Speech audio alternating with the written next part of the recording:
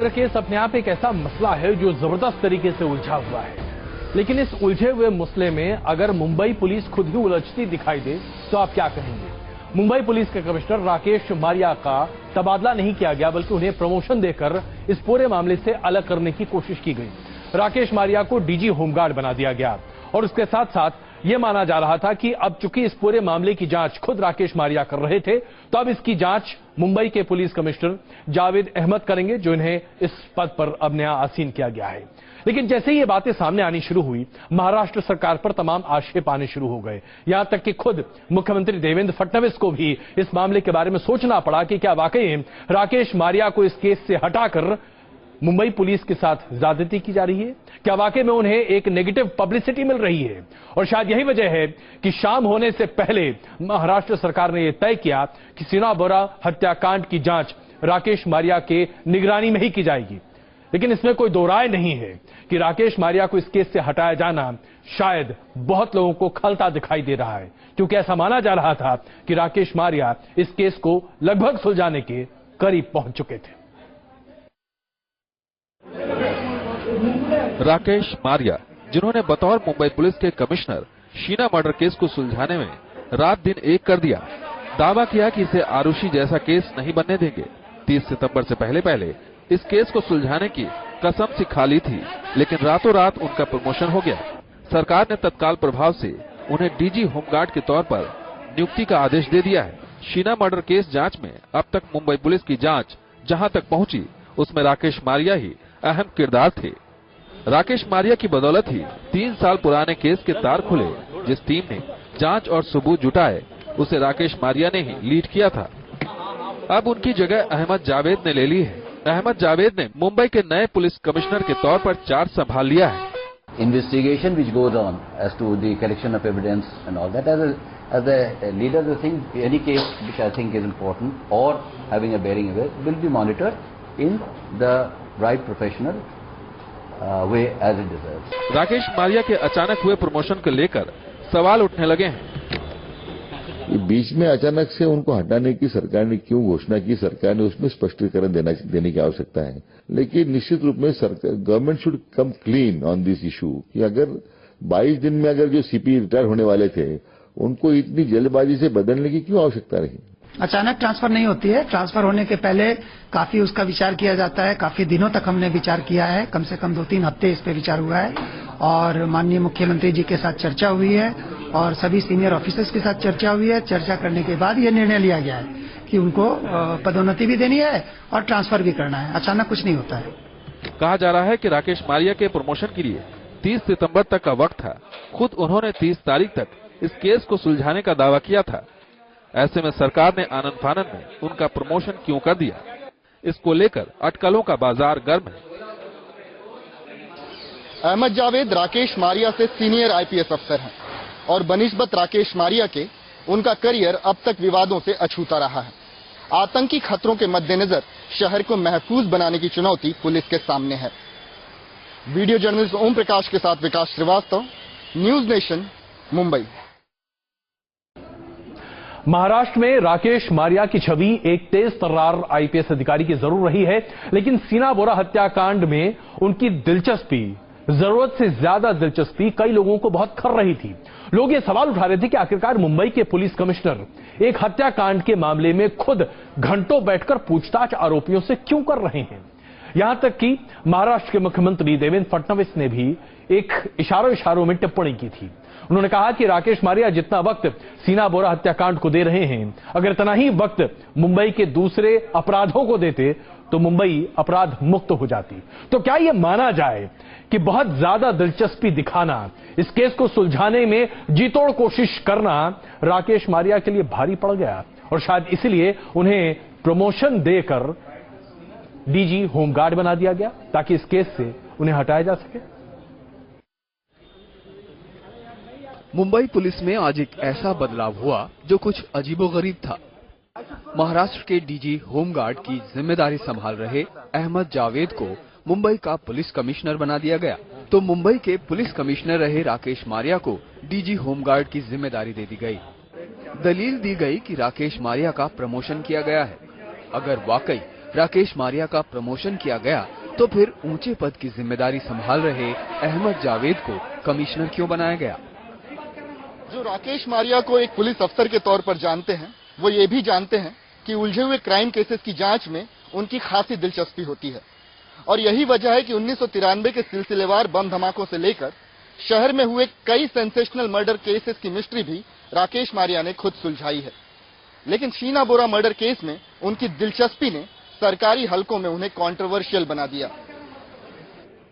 ये वो सवाल है जो आम समझ से परे है।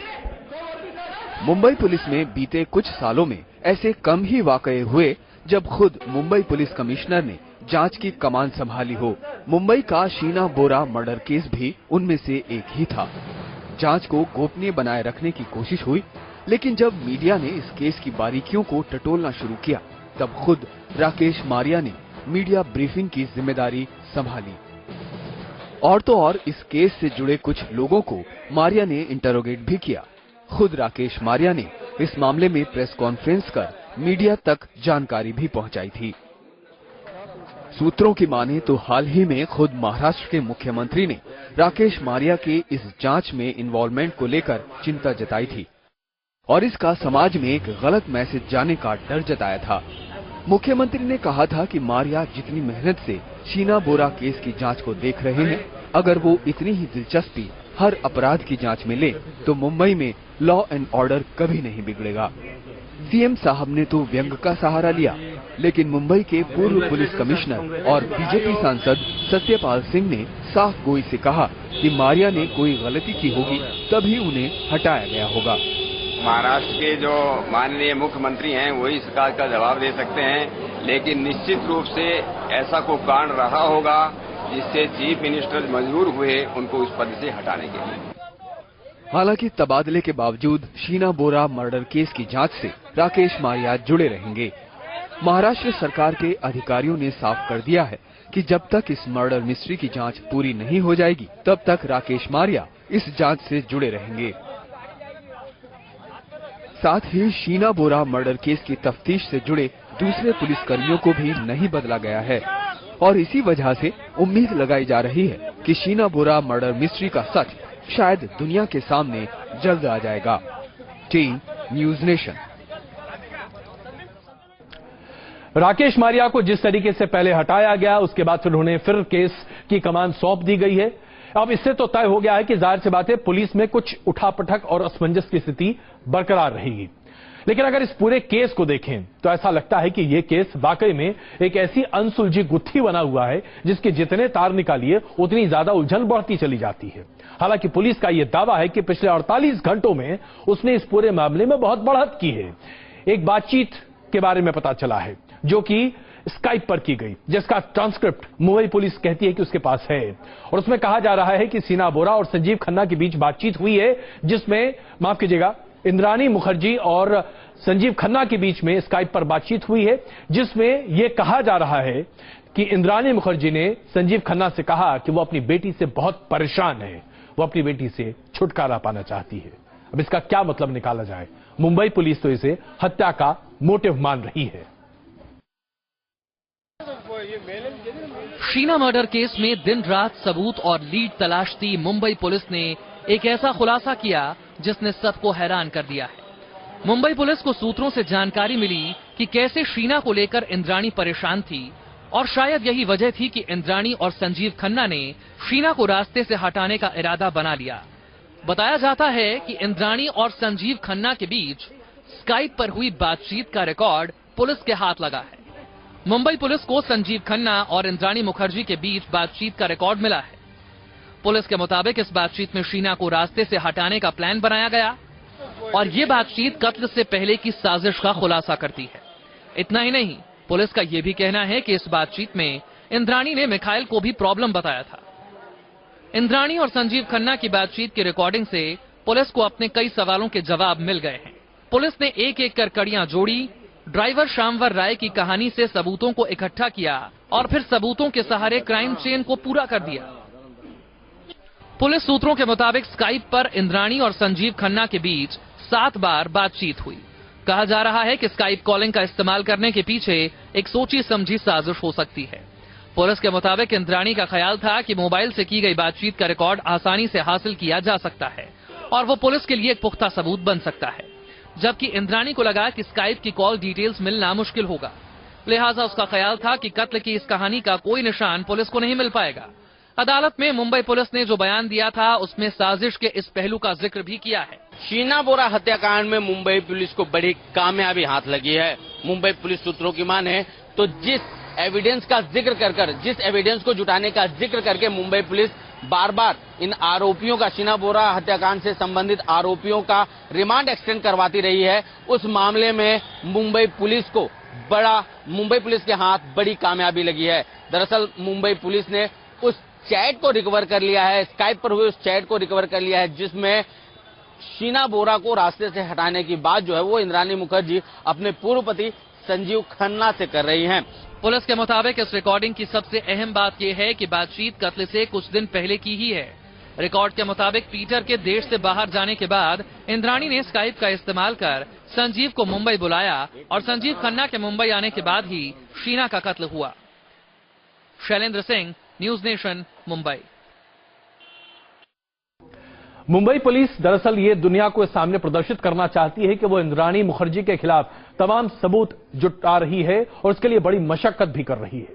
इसके साथ साथ ये भी माना जा रहा है कि तमाम दूसरे आरोपियों पर भी शिकंजा कसा जा रहा है। शीना मर्डर केस में संजीव खन्ना पर भी जबरदस्त तरीके से दबाव बनाया जा रहा है ताकि किसी भी तरीके से वो कबूल लें कि इस हत्याकांड में उनका हाथ था। संजीव खन्ना को 21 सितंबर तक के लिए न्यायिक हिरासत में भेज दिया गया है। मुंबई के बांद्रा मेट्रोपॉलिटन कोर्ट में सुनवाई के बाद अदालत ने संजीव खन्ना की हिरासत को बढ़ाते हुए उन्हें 21 सितंबर तक न्यायिक हिरासत में भेज दिया।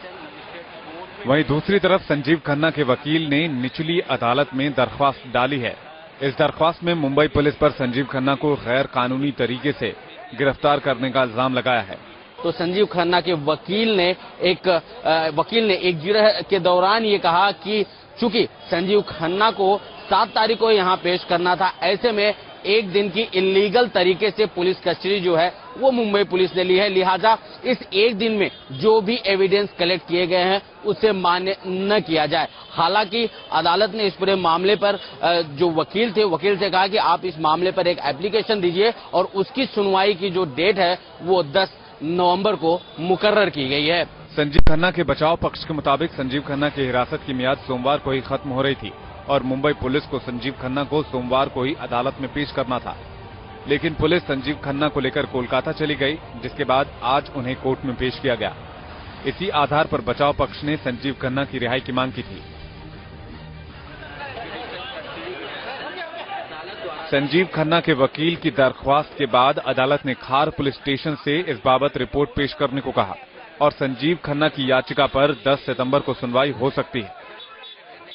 मुंबई पुलिस को पता है कि अगर तय मियाद के अंदर अंदर वो ठोस सबूत जमा नहीं कर पाई तो अदालत में उनके लिए आरोपों को साबित करना खासा मुश्किल हो जाएगा और संजीव खन्ना को पुलिस शीना मर्डर केस की अहम कड़ी मानकर चल रही है। संजीव खन्ना पर आरोप है कि जिस दिन शीना बोरा की हत्या की गई उस दिन वो इंद्राणी मुखर्जी के साथ थे। पुलिस सूत्रों से खबरें ये भी आई कि संजीव खन्ना ने कई आरोपों को कबूला, लेकिन शीना का गला दबाने का इल्जाम उन्होंने इंद्राणी मुखर्जी पर लगा दिया। इन्हीं उलझे बयानों को खंगालने के लिए पुलिस संजीव खन्ना को कोलकाता भी ले गई थी। पुलिस का कहना है कि कोलकाता में संजीव खन्ना की निशानदेही पर वो जूते भी बरामद किए गए जो हत्या के दौरान आरोपियों ने पहने थे और इन जूतों को बतौर सबूत पुलिस पेश करेगी। He led us to the spot where we have recovered the shoes which were used by the accused when they went to dump the body at Pen. Sheena murder case एक ऐसा मामला बनता जा रहा है जिसमें रोज नए सबूत मिल रहे हैं तो साथ ही रोज हालात भी बदल रहे हैं। मुंबई पुलिस की कोशिश यही है कि जल्द से जल्द वो शीना बोरा मर्डर केस के मकसद से लेकर तारीखों तक हर पहलू को अदालत के सामने पेश कर सके। इस मामले से जुड़े हुए सभी आरोपियों से पुलिस की पूछताछ खत्म हो चुकी है। वहीं अब पुलिस इस मामले के हर एक सबूत को इकट्ठा करने में लगी हुई है। वीडियो जर्नलिस्ट ओम प्रकाश केवट के साथ सोनू कनौजिया, न्यूज नेशन, मुंबई। इतना उलझा हुआ मामला अपने आप में बहुत कम सामने आता दिखाई देता है। इसके कुछ और पहलू आपके सामने पेश करेंगे। सीना बोरो हत्याकांड में न्यूज नेशन ने हमेशा आपके सामने एक बात स्पष्टता से रखी, अभी तक इस बात की पुख्ता जानकारी मुंबई पुलिस के पास नहीं है इस हत्याकांड को क्यों अंजाम दिया गया, आखिरकार इसके पीछे मकसद क्या रहा, कैसे और कहां, तमाम ये सवाल हैं जिसके बारे में अभी तक पूरी जानकारी उपलब्ध नहीं है। हां, यह जरूर माना जा रहा है कि इस हत्याकांड में कोई ना कोई एक ऐसा मास्टरमाइंड है जिसके बारे में अभी तक कोई जानकारी सामने आती नहीं दिखाई दे रही, और इसीलिए अभी तक 3 प्रमुख आरोपियों से तो पूछताछ हो रही है, लेकिन उसके अलावा इस केस से जुड़े तमाम लोगों से बातचीत होती रही है। चाहे वो राहुल मुखर्जी की बात करें, पीटर मुखर्जी की बात करें, सिद्धार्थ दास की बात करें, आखिरकार इनमें से कौन है जिसने दरअसल इस पूरी साजिश को अंजाम दिया। पुलिस अभी भी इन तमाम पहलुओं पर जांच कर रही है, मास्टरमाइंड को खोजने की कोशिश की जा रही है, लेकिन अभी तक ये बात स्पष्ट नहीं है कि आखिरकार इस हत्याकांड को अंजाम देने के पीछे दिमाग किसका था। क्राइम सीन का रिक्रिएशन, सबूतों की फोरेंसिक जांच, DNA sampling. Sheena murder case की तफ्तीश कर रही मुंबई पुलिस जांच के किसी तरीके को नहीं छोड़ रही है, और इसी कड़ी में अब मुंबई पुलिस इस मामले से जुड़े लोगों की आर्थिक हालत और उनकी संपत्तियों की भी जांच करेगी।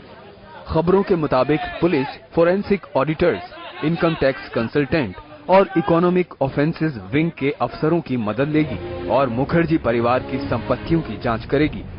इसमें भारत के साथ ही इंग्लैंड और स्पेन में भी मुखर्जी परिवार की संपत्तियों और कंपनियों की जांच की जाएगी। Agencies to come and have a look at the various documents, financial papers, property papers and other things that we have recovered from the accused. दरअसल इस जांच के पीछे पुलिस का मकसद इस मर्डर की वजह तक पहुंचना है। जब से शीना मर्डर केस दुनिया के सामने आया तो मर्डर मोटिव को लेकर अलग अलग थ्योरीज सामने आईं। इनमें से एक थ्योरी पैसे से भी जुड़ी थी। सूत्रों के मुताबिक अभी तक की जांच में पुलिस के सामने आया है कि शीना और उसकी मां इंद्राणी के रिश्ते सामान्य नहीं थे। कहा जाता है कि शीना अपने पिता सिद्धार्थ दास के करीब थी और वो इस बात से दुखी थी कि इंद्राणी ने सिद्धार्थ दास से अलग होकर मुंबई में एक नई दुनिया बनाई। ये वो दुनिया थी जिसकी चकाचौंध में इंद्राणी तो खो गई, लेकिन शीना को ये गम आखिर तक सालता रहा। बताया ये भी जाता है कि शीना और इंद्राणी के रिश्ते में पल पल दूरियां बढ़ रही थीं। लेकिन बात तब बिगड़ गई जब शीना पीटर के बेटे राहुल के करीब आई और दोनों ने साथ रहने का फैसला किया। सूत्रों के मुताबिक इंद्राणी ने कई बार शीना को समझाया, लेकिन शीना नहीं मानी। कहते हैं इस रिश्ते से इंद्राणी को इसलिए भी एतराज था कि क्योंकि राहुल से शादी होने पर शीना इंद्राणी की प्रॉपर्टी में हकदार बन जाती। क्योंकि बेटी होने के नाते इंद्राणी ने शीना को तो हक नहीं दिया, लेकिन बहू होने की हालत में शीना अपना हक छीन सकती थी। तो क्या प्रॉपर्टी, महत्वाकांक्षा और लालच के बीच फंसी इंद्राणी ने एक माँ बेटी के रिश्ते का खून कर शीना को रास्ते से हटा दिया? Team news nation. सीना बोरो हत्याकांड एक ऐसी गुत्थी है जो फिलहाल सुलझने का नाम नहीं ले रही, लेकिन एक बात तो तय है, इस हत्याकांड ने कई चीजों का खुलासा किया, खास करके हमारे सामाजिक मूल्यों का। क्या वाकई में सामाजिक मूल्यों का हनन आज के इस मौजूदा हिंदुस्तान में हो रहा है? यह विचार करना वाकई में बहुत महत्वपूर्ण है।